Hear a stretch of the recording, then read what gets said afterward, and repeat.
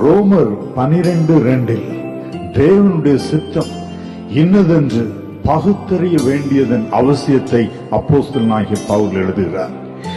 ஏன் நாம் தேவனுடைய சித்தத்தின்படி நடக்க வேண்டும்? யோவான் 9:31 வேதம் சொல்லுகிறது, அவருக்கு சித்தமானதை நீங்கள் செய்தால் அவர் உங்களுக்கு செவி கொடுக்கிறார் என்று. தேவன் தமக்கு சித்தமானவனை உயிரோடு வைக்கிறார் என்றும் தமக்கு சித்தமானவனையே உயர்த்துகிறார் என்றும் வேதம் சொல்லுகிறது. பிதாவின் சித்தம் என்ன? நாம் நித்திய ஜீவனை அடைவதும் கடைசி நாள் நம்மை எழுப்புவதுமே அவருடைய சித்தம். எப்படி அவருடைய சித்தத்தை அறிந்து கொள்வது? நியாய பிரமாணத்தினால் உபதேசிக்கப்படும் பொழுது வேத வசனங்களை கருத்தாய் வாசித்து தியானித்து உபதேசிக்கப்படும் பொழுது தேவனுடைய சித்தத்தை அறிய முடிகிறது. உங்கள் இருதயம் கலங்காதிருப்பதாக